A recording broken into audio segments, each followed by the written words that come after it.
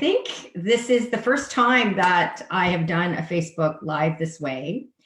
And I just wanted to welcome everybody. Not sure who will be joining us and how this is going to go today, because this is absolutely the first time that we've done this.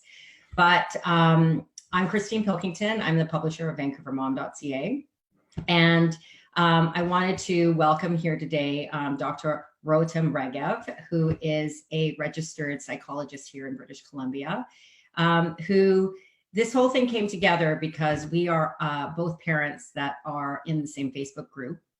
And she was putting a call out to questions around what to do in certain times, and if any parents or anyone really had any questions about how to cope, maintaining mental health, dealing with anxiety, because these are unprecedented times. So she was fabulous to answer these questions in this group, but I thought this would be a great forum for us to present to a wider audience and share, just for her to share ideas to a wider audience. So welcome so much. Yeah, thank you. Thanks so much for having me, Christine. I'm so excited to be here with you and with everybody who's watching us. And please let us know where you're watching from, literally where in your house you're watching from, right? What's up with you? This is a beautiful opportunity for us to collaborate within the community. It's time for us to pull together. We're socially distancing on a physical level. We want to make sure that we're staying connected, right? Whether if all we have is on remote devices, we want to make sure we're still in conversation and we're still connected. So thank you so much for kind of offering to do this. Yeah, it's there's been some terrific response to it, lots of shares, and I think people are really hungry for this information. I just want to jump right into it because we are, with kids especially at home, stuck for time, and time is tight and all of this, and I want to make sure that people have really discernible information, practical information to help them be able to cope during this time. So so the first question really is about aging parents, dealing with people in your life that might not be potentially taking this as seriously as you had hoped. Maybe they're dealing with it differently than you might be dealing with it. And you might have anxiety for their own safety, or how they are treating the safety of other people in the public. So what would be your response to that? Right. Yeah. And it's a great question. And I'm hearing different variations of it. Sometimes it's my spouse has a different take on what we should do and approaching it. My aging parents, friends around me are telling me don't buy into this, right? So different responses. We really want to acknowledge that people react differently. Right? People cope differently and react differently in the face of threat or even perceived threat, right? So some of us are going to do more the fight response of moving forward and moving towards and trying to get super prepared and kind of get on top of everything. And other people are going to do just the opposite and are going to take a step back and kind of assess from a distance a little bit and see what's happening. Is it real? Is it not real? Maybe pretending it's not real sometimes, or questioning. So we want to just acknowledge that they're both kind of really natural responses. So that's kind of the first thing I would say. In terms of being concerned and having a conversation with parents or a spouse, so I would focus on how you're delivering the message in terms of what the message is. So I would focus on not saying, it is scary out there, this is what you should do. Definitely we want to avoid blaming, shaming, and all of that. We want to focus on, this is going to come as a total shock, want to focus on how we're feeling, right? So I'm feeling scared about this. I'm worried about this. This is how I'm reacting to it. And then having an open conversation about it. So inviting the other person to let us know how they are feeling about it. right? From a place of just listening. I want to hear you out. And then, sort of after we have shared how we're feeling and that this is a concern to us, from a deeper place, saying, I love you. I care so much about you. To me, this is real. This is how I'm feeling. Then moving on to talking practicalities. See if we can bridge that gap between what you think is fit to do and I think is fit to do. So practical. Are you willing to let me do your grocery shopping, for example? Right? Are you willing to stay in? Are you willing to not see this person? So having a conversation, I would say it's a better approach than trying to kind of say, this is what you should be doing. So focusing more on the tone of the message in a way that would be heard. The third thing I would say about that, I'm going to let you jump in though, Christine, and see if there's any kind of follow-up question to that. Well, I guess I love this idea of almost collaborating and coming to the table as to where they're at, as opposed to necessarily prescribing and hammering home your own beliefs. Some of them might be valid, but it is about making sure that that person hears you, right? And is able to be there in the place where you need to be able to have these open conversations. Right. So hear you and setting up the stage so that they feel heard as well. If they're going to feel heard, you're increasing the likelihood that they're going to hear you. So really kind of, grooming that context, right, for people. Okay, so are we going to sit down and have kind of a quiet conversation about this? I want to hear you out, right? So being really collaborative in that. And then another thing that we want to remember is that some things we can control and some things we can't control, right? So I posted up this beautiful photo on my Facebook page yesterday or the day before, and it said, we cannot control the winds, but we can adjust the sails. Mm-hmm. So what can you do? What's kind of within your jurisdiction? Right. And so much of this is such an uncertain time for us right now. People are right now very worried about, we just got some news from the province about what's going on with the schools and schools shutting down. People are worried about even having the right information or the latest information. People are worried about their finances and what they're able to, if they're going to be able to pay rent or put food on the table, or even the state with their employer and all of this. So what would you say to those folks that are, in that state of fear and uncertainty? Absolutely. Well, the first thing we want to acknowledge is this is an uncertain time and we don't have a manual for this.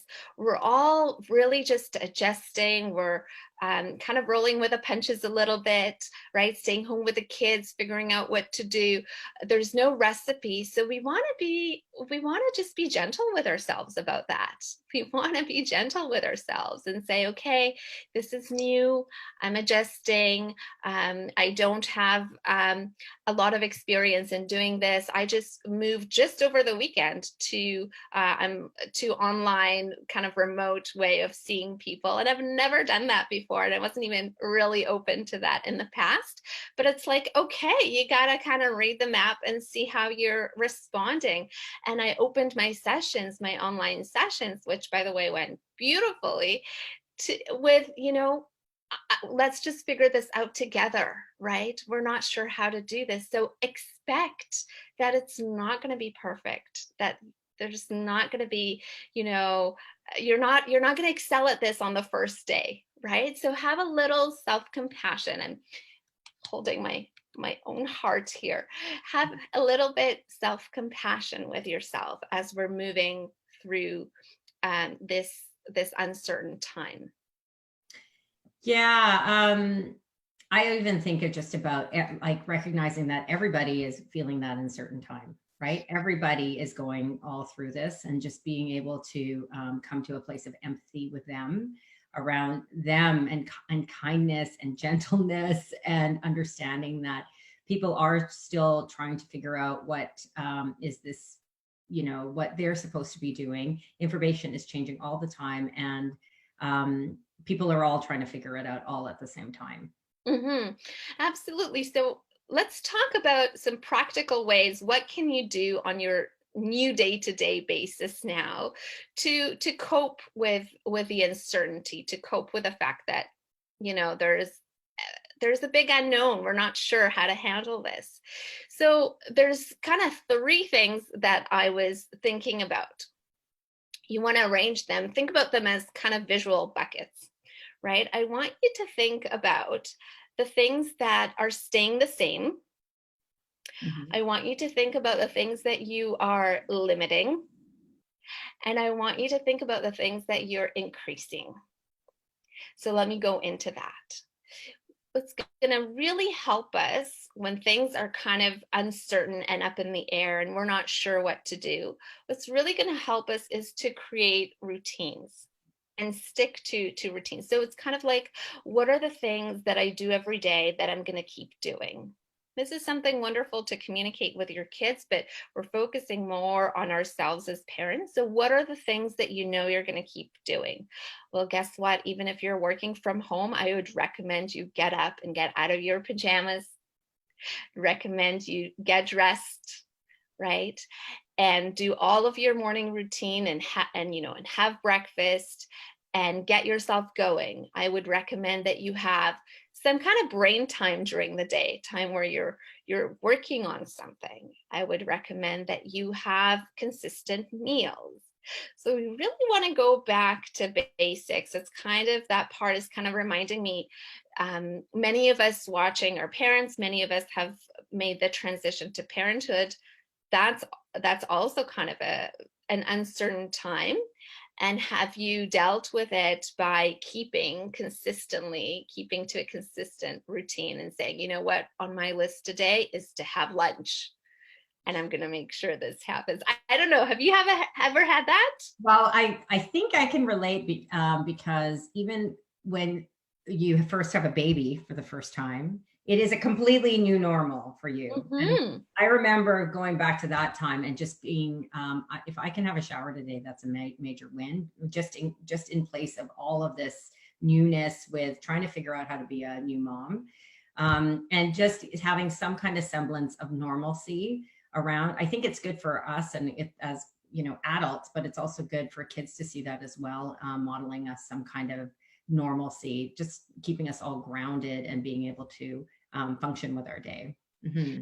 Absolutely. Routine, we love going on vacations, we love changing it up, but it's actually really healthy for us to have routine and to know that this is what I'm doing, and there's going to be meal time, and there is going to be exercise time. I just a few minutes before we went on, I just received photos from family who totally converted their living room into a gym. So they're taking vegetable cans and they're doing their heavy lifting, and it's great.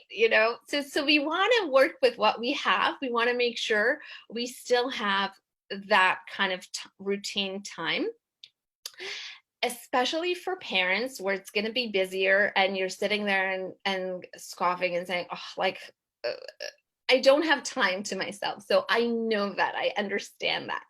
I want to invite you to be really mindful of what you do in those times. After the kids go to bed, after you've done your chores, you still have that little bit of time, right? Hopefully there is, 20 minutes in there before you crash. What do you do in that time? What do you feed yourself?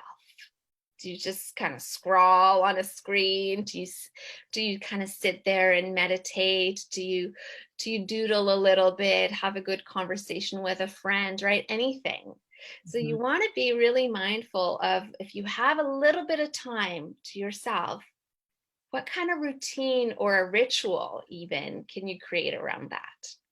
I'd even add to that on a morning routine, right? Rather than rolling over and checking the latest news around COVID-19, finding something else that brings that calmness to you, even, right? All of those little things, instead of maybe doing them at night, you can also maybe do them in the morning too, before you get up for and get ready for your day, rather than shocking yourself with all the news that's going out there. I love that. And I think it is, let's see the opportunity in this time. It is a time when you say, you know what, my mental health is really important to me. So how am I going to cultivate that? Well, I kind of know what to do. I know that I could meditate. I have something on my phone. I haven't used that in a while. Like we're exposed to a lot of good information. It's just a matter of choosing to access it. So I love your idea, Christine, waking up in the morning and saying, okay, I'm just going to do my deep breaths, for a minute or two or three, or I'm going to sit here or lie down at night and think about, what am I grateful for? What good thing happened today?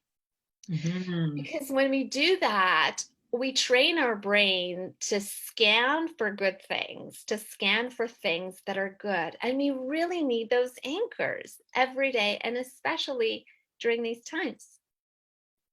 For sure during these times. Mhm. So we were talking about the things you can control, the things we can't control, um, and the things that we want to minimize and maximize, minimize, and stay the same. So Right. So I want to go into that, if yeah. that's okay. I want to go into, let's start with minimizing. And we did touch on that just a little bit. So let's expand.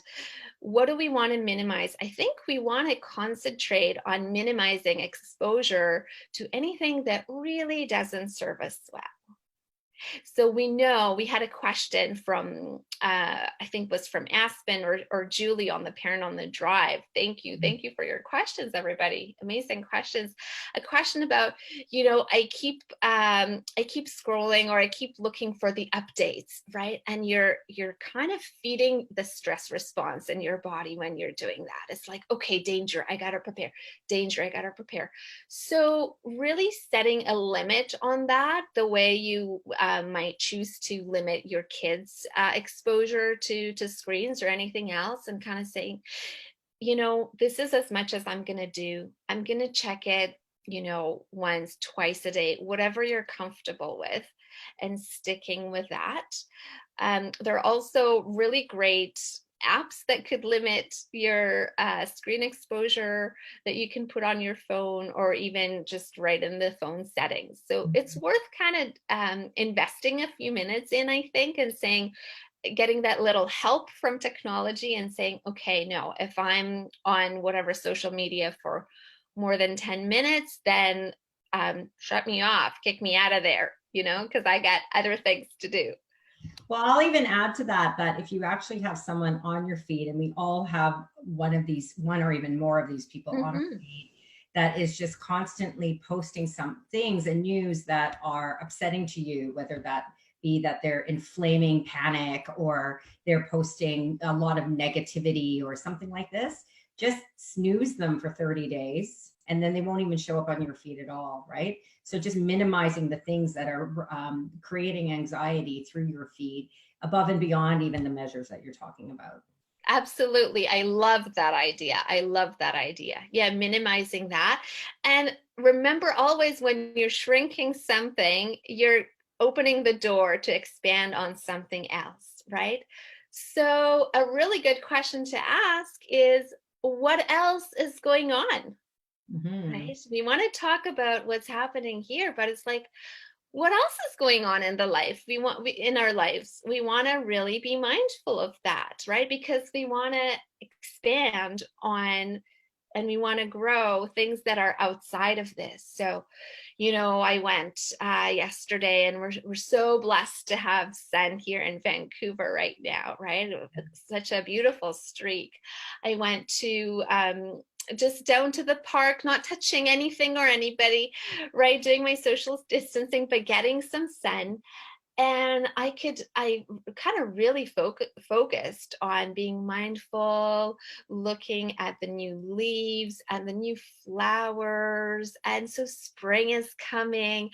and really focusing on that, being mindful, going outside if you can, looking at a flower and just looking, oh, look at these petals, 1, 2, 3, 4, 5.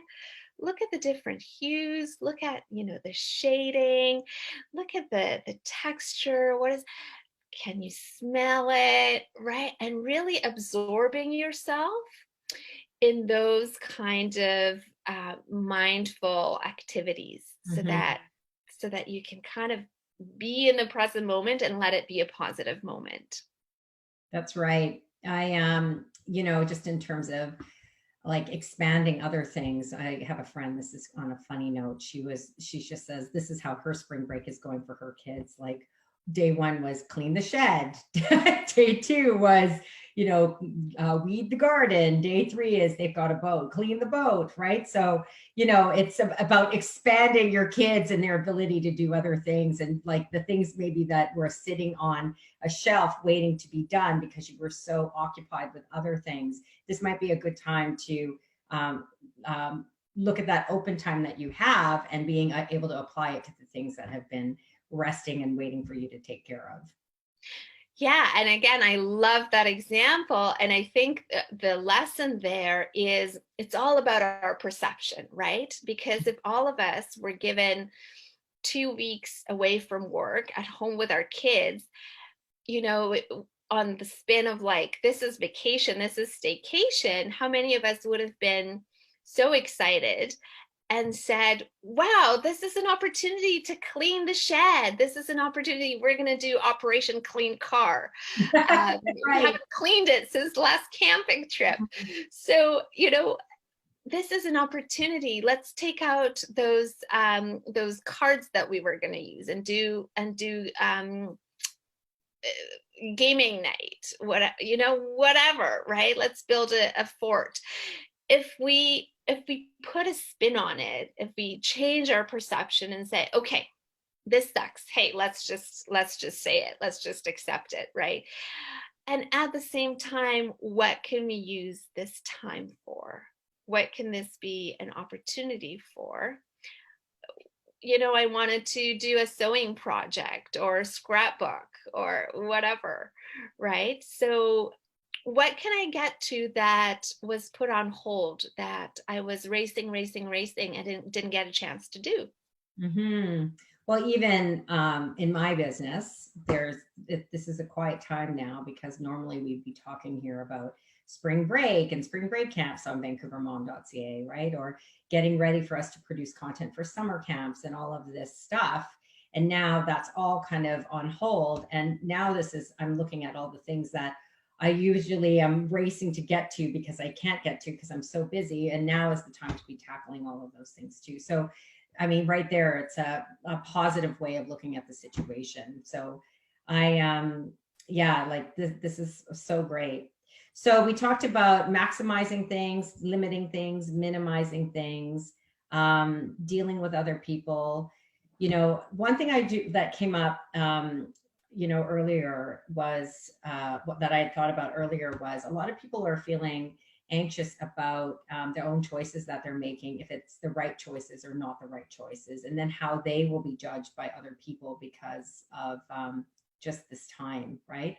So, do you have anything that you could say to those folks about, you know, whether or not they choose to go out and have a glass of wine at a friend's house with one friend, right?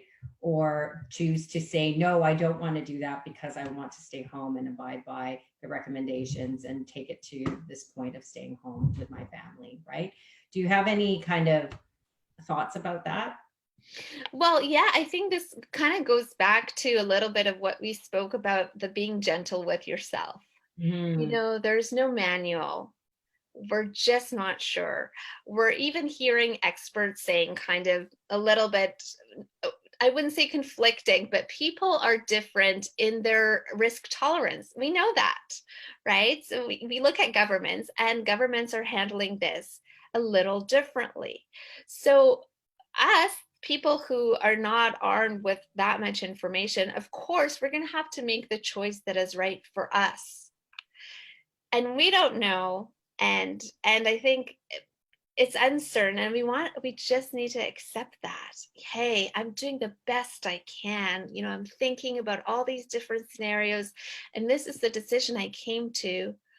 I'm not 100% sure, but this is my comfort level right now. So let's respect that. Let's Mhm. respect that for ourselves and for other people.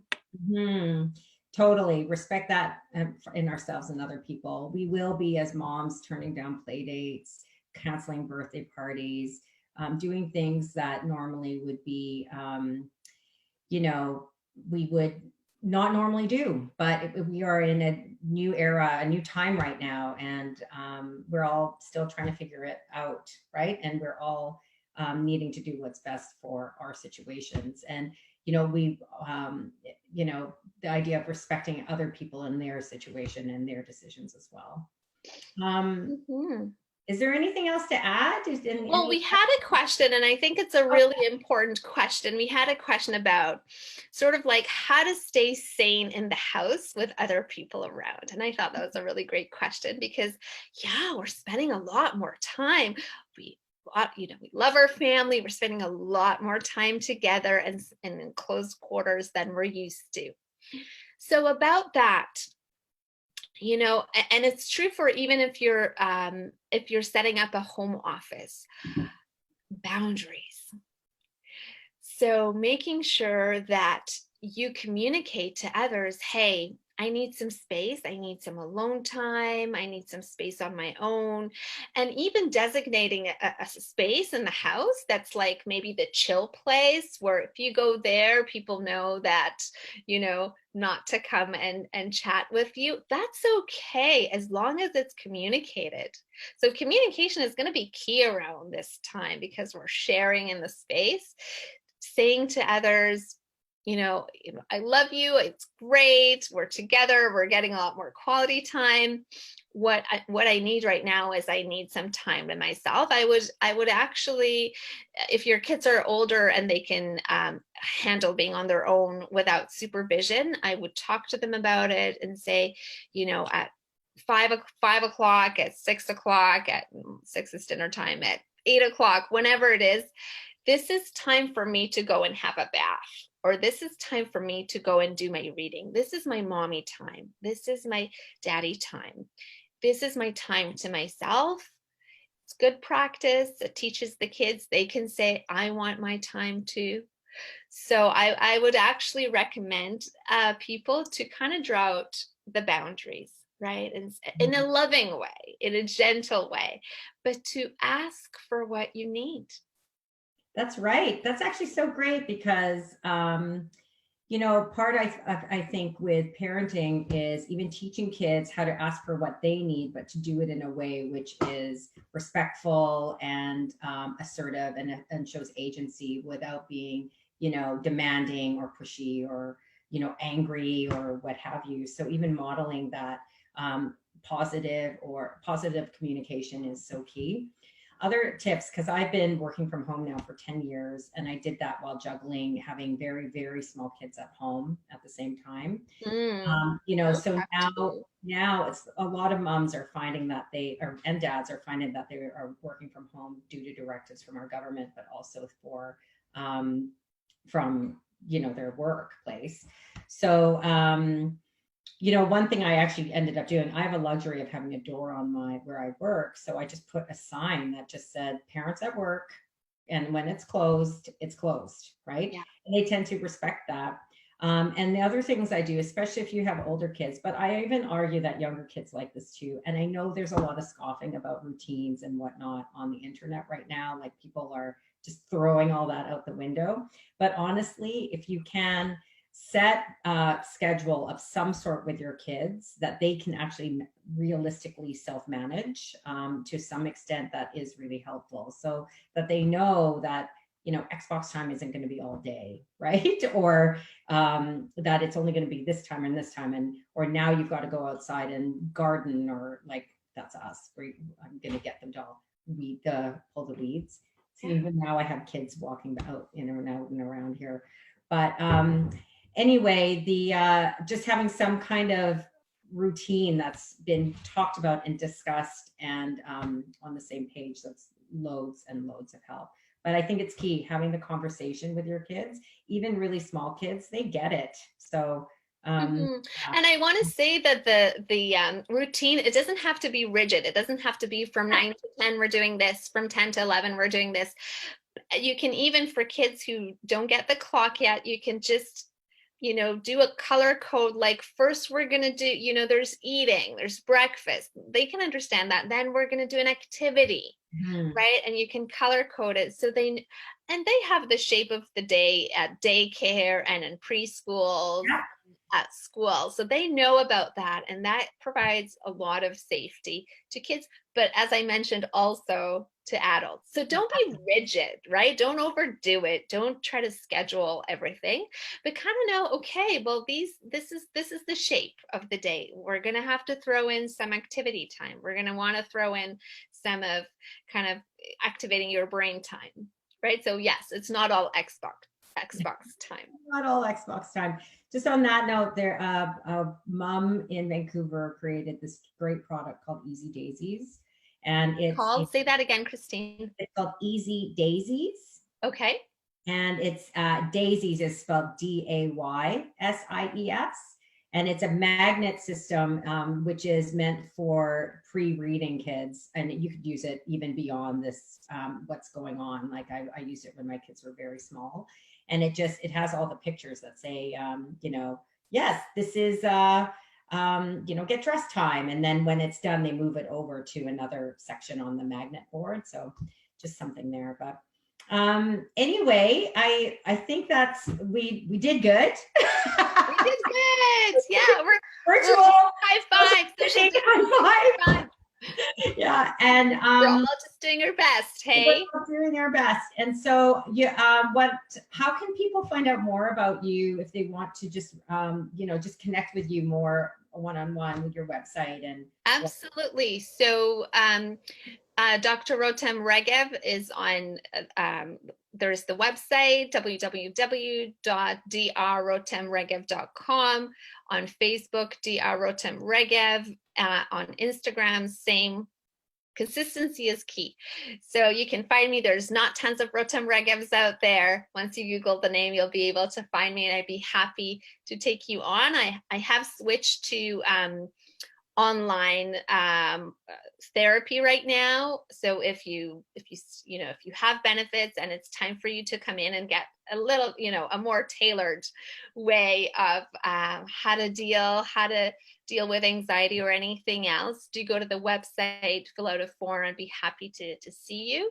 If there are any more questions, or you're thinking, hey, that I have more questions, I want you to do a live about this, that's what the Facebook is for. So, write in, and yeah, we'll stay connected. yes. Well, thank you so much. We are going to be taking key points out of this and putting it on an article. So, so people can also read a bit if watching a video is not their thing. But anyway, thank you so much, Dr. Rotem, and we'll talk soon. Thank you, Christine, so much. It was lovely chatting with you. Thank you.